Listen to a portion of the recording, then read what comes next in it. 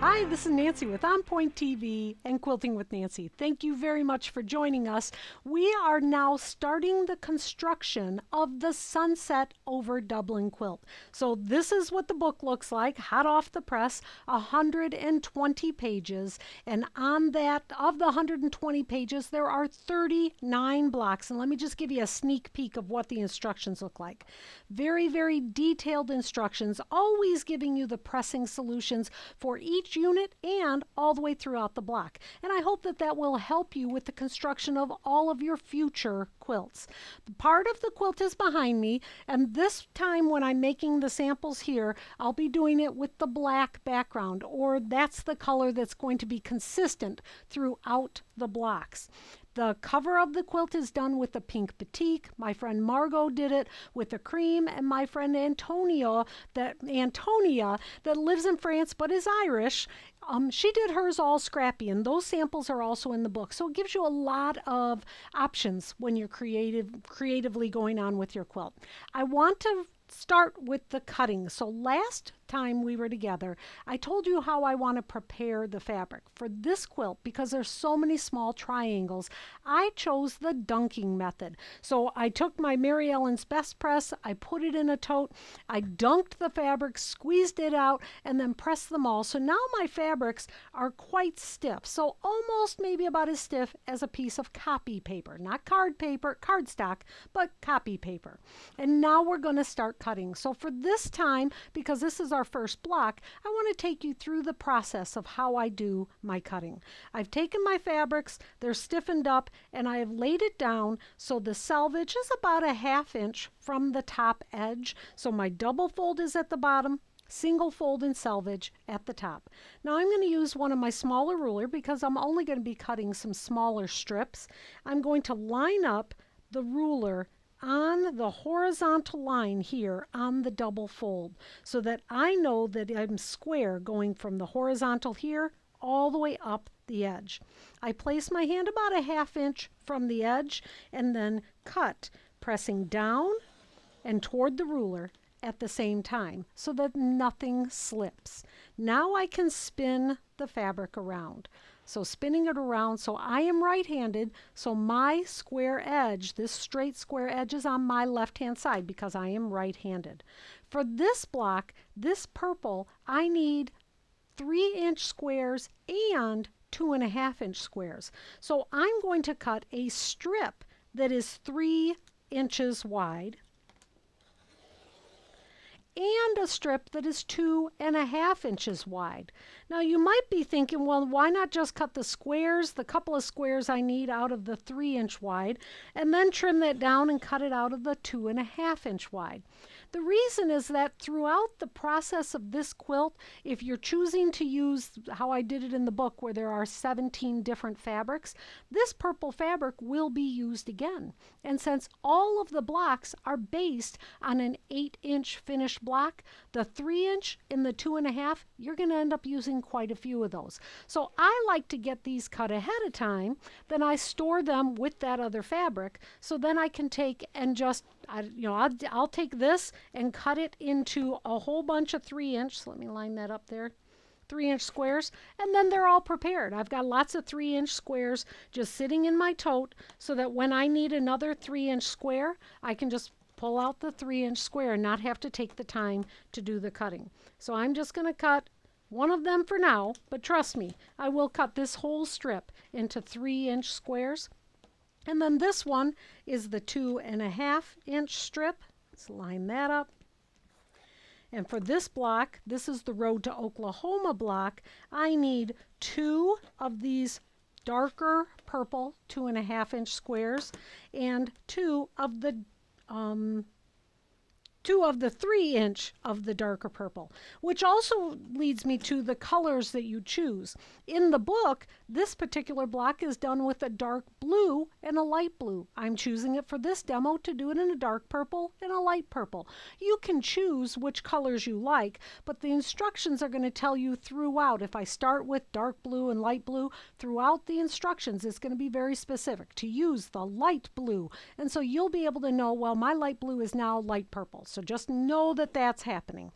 Here's the other parts that I need for this. So for this particular block, I need 2 of the 2.5-inch square, 2 of the 3-inch squares, 2 of the light purple, 4 of the 2 or 4, I can't remember, of the dark background, and my 3-inch squares, and then this is my center square.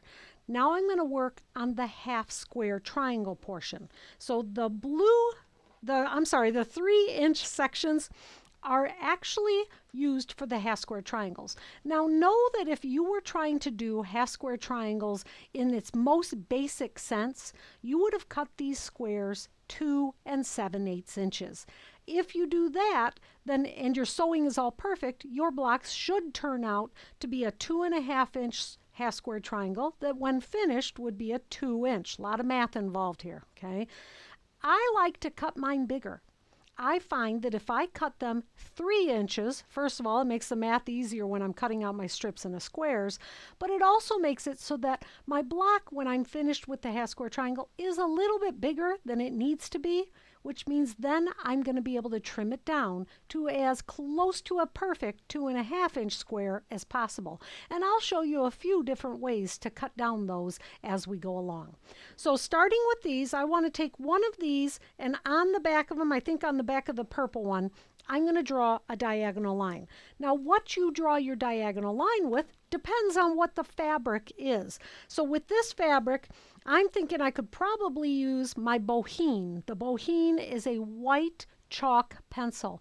Do know that there are other colors you can purchase. I think there's a green and a pink and a graphite. So the white is what it comes with, but you could use this with just changing the leads for different things.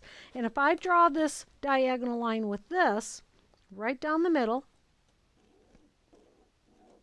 I can see it very clearly. But if I had a different color fabric, I could choose my friction pen. Now the friction pen is one that when you mark on the fabric, when you take an iron and put it over it, then it just wipes it out. It actually disappears by friction or heat. So I'm going to use this to mark a second and third line. On my machine, I am able to move my needle to the right. So when I am using just my regular foot, and I'll show you that on the machine when we get there, when I'm using my regular foot, I can take the needle and move it over so that from the edge of the foot to the needle is a scant 1/4 of an inch. Now many of you might not have a machine where you can move the needle at all. If your machine is maybe older than 20-25 years ago, you might not be able to move your needle over. So if you have that situation, you need to draw 2 more lines on each of these squares so that you know where your sewing line is. So to do that, you want to keep in mind that we're working with scant 1/4 inch seams, which means it's a thread's width away from a half square triangle. Truth is, because we're going to be trimming these all down, it would be okay if you actually made that seam a little bit bigger. But I'm going to draw this so it's a scant 1/4 inch, just a little bit less. And let me see how I can see with my purple friction pen. Oh, I can see that pretty good. Here's another drawing option. Because these are drawn on the back of the fabric, sometimes I'll use a permanent pen. This one happens to be a pigment liner. It's probably Indian ink. It's permanent on fabric and paper. Has a pretty fine nib on it.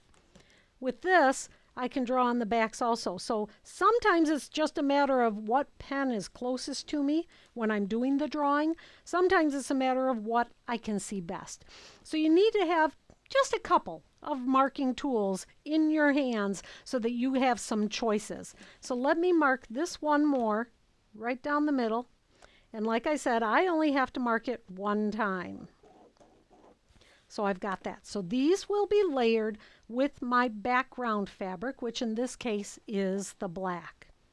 As we go to our machine, we're going to talk a little bit about doing the scant 1/4 inch.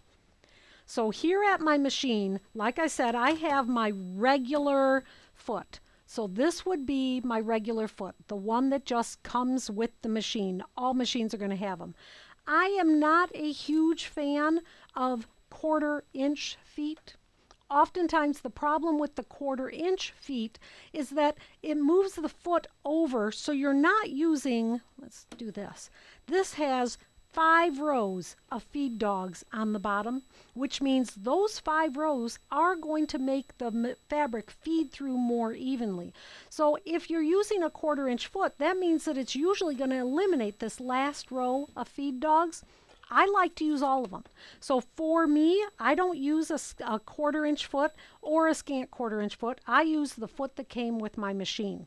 Now I'm going to move the needle over. My machine has the ability that I can just move this over as far to the right or the left as I want. And I am working on a FAF Performance Icon, which is a pretty high-end machine. And I know that many people are not even going to be able to consider getting a machine like this, but know that even some very inexpensive machines made nowadays, you can move the needle to the right or to the left. So take a visit into your machine shop and see what kind of stuff they have to show you. What I'm going to do is I'm going to place my ruler under my foot, then lower my presser foot. Now I am moving the needle to the right so that if this is the line of my 1/4 inch here, I'm not sure where to show, I'm going to come back to here. If this is the line that is my 1/4 inch on my ruler, I want my needle to be to the right of it. So this should show you pretty clearly where it is that you want your needle, not on the 1/4 inch of the ruler, but just to the right of it, but not a mile away from it, right next to it. They're still touching, okay? So I've done that on my machine. It's positioned pretty well. I'm going to lift my presser foot and I can move that ruler over and we're ready to start sewing. I like to start with a leader. So this is just a couple of scrap fabrics that I pulled out of the trash can because I forgot I needed them. I like to start with those when I'm sewing. Let me get my pedal. There. That's going to make so that the start of every stitch when I'm actually sewing on the triangles is going to start sewing right away. Sometimes also if you don't use a leader, you might find, especially with projects like this where there are points, that your needle wants to take the fabric down into the machine. So using a leader will eliminate that. The line, the center line that I'm drawn is right here on the edge of my foot.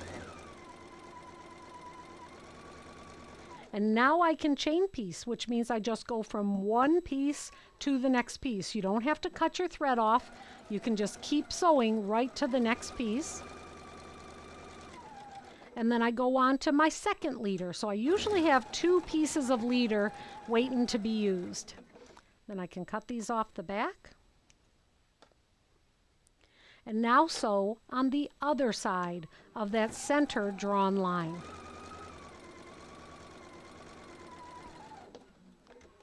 Now I will be showing you throughout this block a lot of different ways to do half square triangles, flying geese, a lot of different techniques.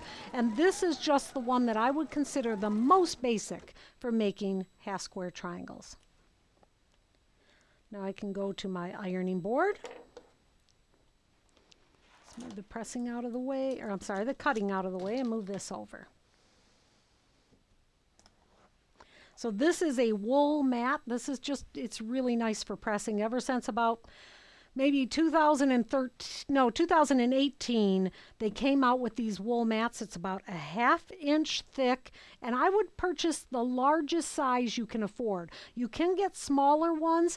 Honestly, if you could only afford a smaller one that was any less than 12 inches, I'd say don't.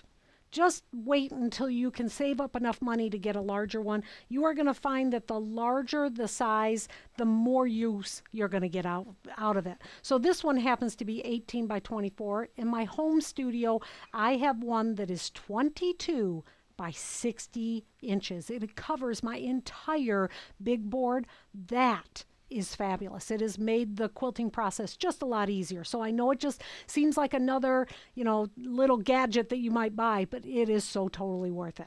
All right, so we're going to press. I always like to press these flat first, just to get them flattened out again. And now cut them right down the middle, so on that center line that you've drawn.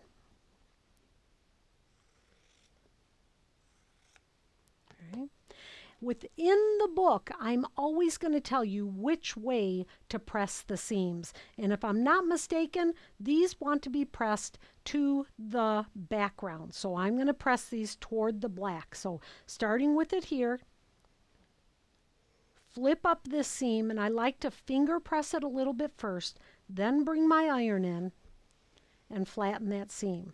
Now the next one, lay it right on top of it, flip that up, and press.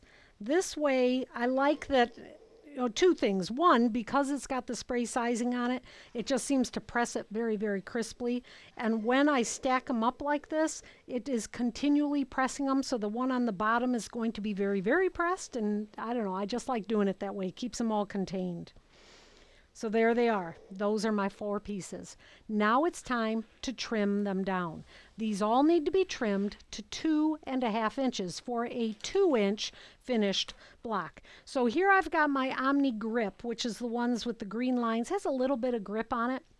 But for what I want to show you, it needs a little bit more tacky. So on the back, right here on the diagonal, I have put a piece of double stick tape. Now I've used it quite a bit already, so it's not super sticky, but it's nice and sticky enough that it will keep the ruler from sliding around. So if you place your square down with the diagonal going here, you need the diagonal of the ruler to be going in the same direction. And then set that diagonal right down on the line of the ruler. So it's right there. So now with that little bit of double stick tape, I can move it around and it's not going to slide around on me. So now using my rotary cutter, I'm going to cut the right and top of that block. Right. Now it will just come right off. It's not too sticky that it won't come right off. And now place it. I've used some glow tape. So this is the glow tape, some OmniGrid glow tape. It comes in 3 colors, which is really nice. And there's seriously a ton in these. This little pack of glow tape, unless you lose one of the rolls, is going to last you forever. And they maybe cost $5 or $6. I love this tape because with that tape, you can put it on the bottom of the ruler to tell you what size it is that you need. So if you're having to do a lot of trimming of the same size over and over and over and over and over again, putting that little tape on there just means your brain gets to rest and you don't have to think so hard. So with this, I've put it at 2.5 inches. Now I can place this so that the block itself is going right to the 2.5 inch mark. And the diagonal is still true. You have to be very careful that you make sure that that diagonal is very true. Then you can trim just a little bit off. And remember, I cut these a little bit bigger than they needed to be. So that would be the most basic way to trim up your half square triangles. But I've also come up with another way that's even easier. So this uses the small little spinning mat by OmniGrid. So it's one that's just going to spin around. It has these nice little notches here that your fingers go in. And on the back of my 2.5 inch square, I put a little bit of that double stick tape. Now, I would not say go out and buy a square for all the different things that you do, because there's a square for every inch as you go up. But if you're doing a project like this where you know that you're going to be cutting a very significant amount of half square triangles, purchasing a little square like this might not be such a bad idea. I'm going to place it down right on top of that diagonal line. And again, remember, I did put a little bit of that sticky on there so that it will just keep it in place. With this, I can cut the top, the right and the top, and then just spin the mat around, and then cut the right and the top again. And then I have a perfect half square triangle, just the size I need it to be. So just a couple of little gadgets that'll make the processes a little bit easier for you. You don't need every little tool that is out there because there's so many different ones. I'm going to try and talk to you about some as we go along that will help you with a lot of your quilting processes. I'm going to get these trimmed up and the block laid out, and when I come back, I'll show you how to construct it. So I have my 4 half square triangles made, and in this Road to Oklahoma block, it's really pretty quick because there's only 4 half square triangles. Everything else is just a 2.5-inch square. So now taking this to my sewing machine, I've put them all on, like, I think this is my 9.5-inch square, and I do this a lot at home. I'll be at my cutting table and I'll have my block all designed, and then I got to go to my sewing machine.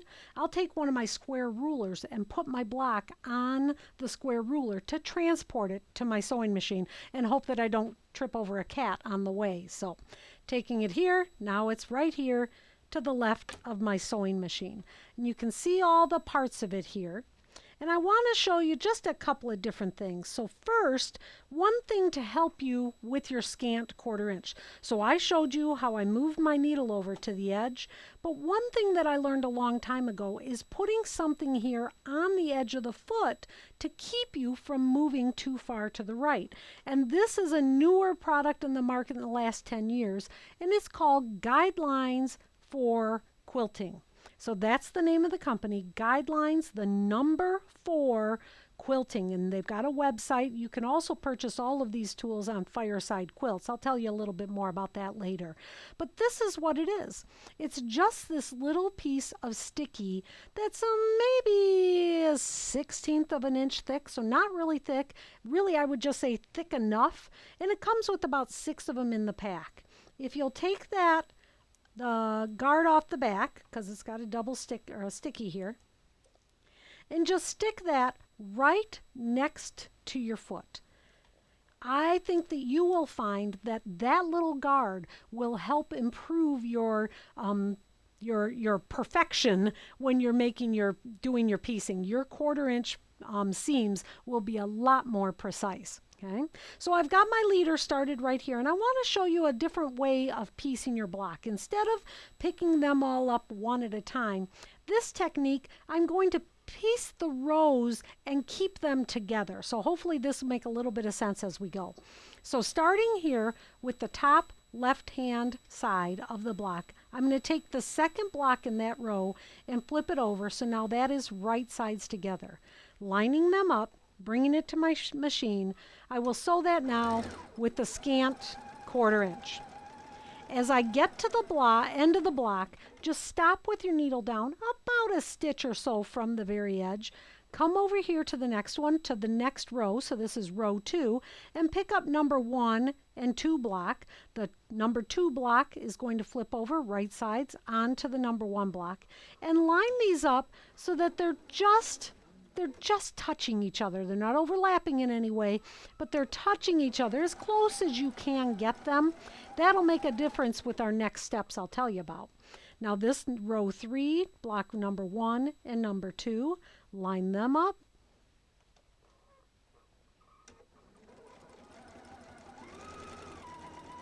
And then to row 4. You know, one thing I did fail to mention, I had talked about the pressing of this block, and I had told you, oh, I thought I was going to press to the background. I was incorrect. I went back to the book, and the book told me no, I needed to press toward the purple. So pay attention to the pressing solution in the book. It all makes sense to make the block be as flat as possible. So back to my block. Now I'm going to take the row 4, block 1 and block 2. Put them right sides together. Now at this point when I'm doing blocks, I do not generally use pins. Sometimes you'll see me use pins, and I'll tell you why when I'm having to do that. I'm going to sew off onto my leader. Now cut this entire column, so this would technically be the first and second column in this block. Now you can lay it back down just to be sure that everything is where you wanted it to be. So looking here, all right, I wanted that one there, my yellow. You can be using the pictures in the book to make sure that everything is lining up where it should be. All right, everything looks like it's right. Now it's time to put the third block in each row to the ones that we've already done. So I'm going to pick this up, and when I pick this up, the whole thing is going to come with me. So I'm putting the third block right sides together onto the second block in this particular row. A lot of first and seconds going on here. Stop right there just before the edge. Flip this one open. Reach over and get the third block in the third block in the second row. Now that will go right sides down on top of the block that we just finished. And what this does is it kind of keeps everything in order. It does take a little bit of practice. So after you do it the first time, if you think, no way, I'm not going to ever do that again, I recommend you try it again. Ever since I learned this technique, I don't know, it just kind of is fun. It's like doing a little puzzle as you get it to your sewing machine. Now you don't have to. You can do one row at a time if you'd like, whatever it is that gets the block done. I am, for the case of this particular block, because I've got the black background, I am using a black 50 weight cotton thread. You always want to be using a 50 weight cotton thread for piecing your quilts. And in this case, because I have pieces where there's black fabric and black fabric going together, I'm going to use a black thread. If I'm doing this with a cream colored background, I would want to be using a cream colored thread. So know what your fabrics are when you're picking out your thread. It's really important that you use a neutral, but that it be a dark or a light or a warm or a gray. All right. So this is my fourth column, the fourth block in each of the rows. I'll pick this one up. It'll go right sides down onto the first row. Bring that up, and that brings everything with it, so they all stay together. Grab the next block. Now with this, be sure that you're keeping the direction of that half square triangle. So I would flip it over here and then just bring it over like it's floating I was thinking like an alien flying saucer. There it is. And just goes over until it lands onto his next row. So when it's a square, it's not a big deal. You're just going to pick it up and put it right sides down. And the last one. So I will have all 4 of my rows done.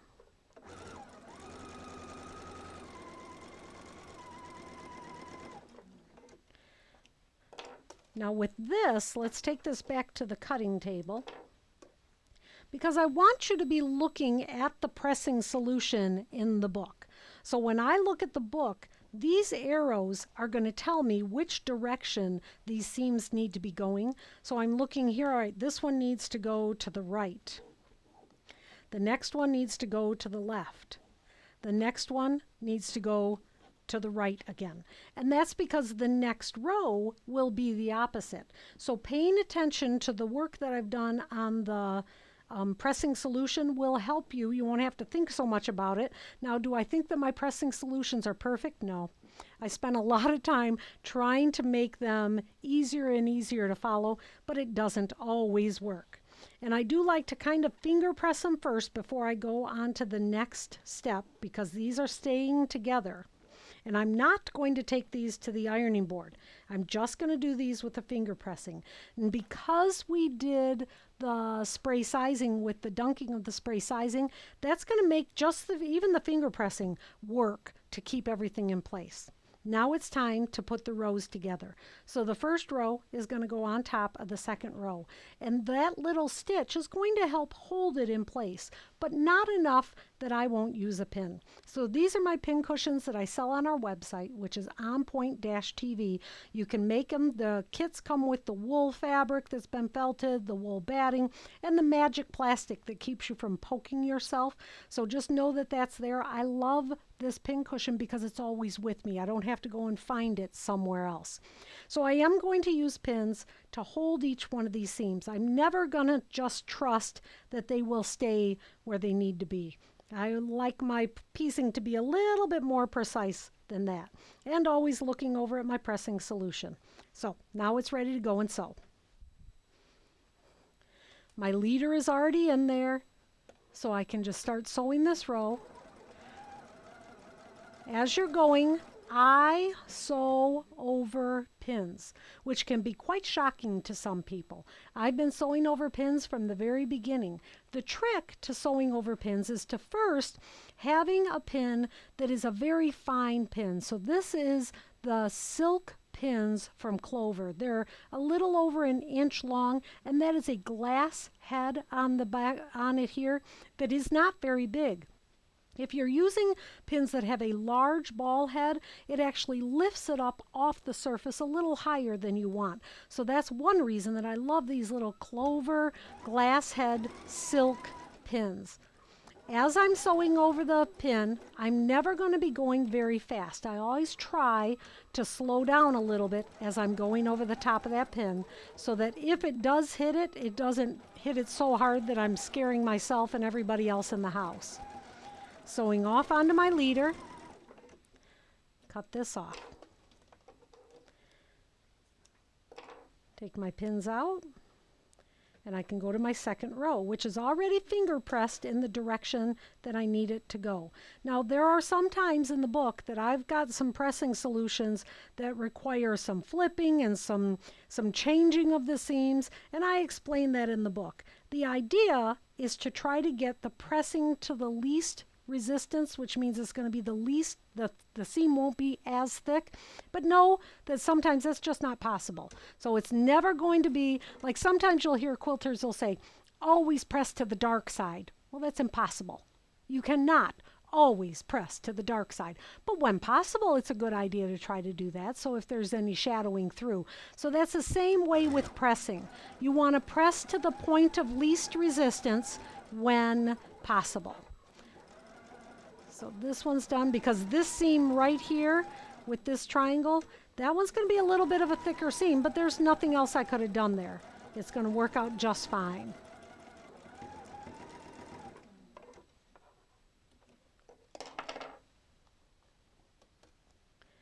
And one more row, and then I'll meet you back at the ironing table. So the block is all pieced, but it's not pressed yet. And so you can kind of see on the back, because I finger press, that things are where they belong, but now of course it needs a proper pressing. So taking this to your iron, you want to press like right there, because I already had it finger pressed. Oop, that one flipped up. That would never do. Got to get that guy in place. There. So now I can hold on with my left hand, and I'm doing a gentle tug as I slide the seam over. All right, and then continue that way. Now there's a lot of different pressing solutions, so be sure that you check and make sure what it is the pressing solution wants you to do, but I find this works pretty well. But now I'm looking at this one. I do not want to continue that. If I continue that seam over, this will be a very bulky seam when I can quite easily just go the other way. So let's turn this around and go the other way. Now it does make this little edge a little bulky, but you've got to decide what is the worst of the two bulks. There's different places that it can be bulky. After you've done it on the back, then take it to the front, and like right here I can see that I did not have that seam completely pressed out, so I can fix that. All right. Now, if you did the spray size dunking with your fabric, probably you're going to say that's good enough. My block is stiff enough. All of the seams are holding in place where I wanted them to. But if you did not, at this point you maybe want to take some of your Mary Ellen's Best Press and spray the back of it just a little bit, making sure that those seams will stay in place. Now, I didn't really need to do that because I had done the dunk. If I don't do the dunk and I'm working with fabric that has not been spray sized ahead of time, I oftentimes will really saturate the block at the end to keep those seams where I want it to be. It also, in the end, if you're doing your own quilting on your quilt, it will make the quilting process a lot easier if you use a lot of spray sizing to begin with. So now that the block is done, it's time to see how close we are to perfect. We know there is no perfect, but we want to get the block as close to 8.5 inches as possible. So using my ruler, just going right down the middle, I can see that this block is just about as close to 8.5 as it can be, but I still like to square things up. I don't like these little threads that are hanging out here all over the place. So I like to use one of my narrower rulers. So this is my ruler that I use for this all the time. It's only about 4 inches wide. And I'm going to place the 1/4 inch of the ruler on this triangle. I want this triangle to be a 1/4 of an inch, or a scant 1/4 inch technically, from the edge, so that when I sew the sashings on, I won't lose that point. So if I bring my ruler over, line it up so that the point is at 1/4 of an inch, and then I'll look at some of the other horizontals and verticals. And yep, all I can do in this particular case is cut off those stray threads. Let's see if there's anything more here. Because my block is a little bit bigger than it needed to be, if there is some things that I can cut, it won't be bad. I could just cut them. So this helps square up that little block a little bit. So I will do that all the way around each block that I do using my smaller ruler like this, so that I'm very careful to trim the block, not to square it up. One more to go and this block is done. Every session when we get back together, I will be teaching you a new technique. So I won't be covering all of the blocks in the book because there are 39 blocks in the book, but I will be covering every technique. And that means that we're going to have about 16 or 17 videos to go through, taking you through the process of each of the blocks, then the sashings, the setting triangles, all of the different techniques that it needs to get this quilt to be finished. I hope you will join us. The book is available for purchase on our website, which is onpoint-tv. If you have any questions, you could email me at quiltingwithnancy@gmail.com. And all of the supplies that I use are available on the website firesidequilts.com. If we've missed anything and there's not a product there that you want, just let us know. Give us a thumbs up if you like the video, and be sure you subscribe to the channel. And it's important that you hit that little bell that's right there next to the subscribe button. That little bell is what sends you a notification. So when we upload a new video, or if we go live, you'll just get an email telling you that we did that. And then you can join us, or you can just save that for later. I hope that you enjoyed the first steps of the Sunset Over Dublin. Have a great day.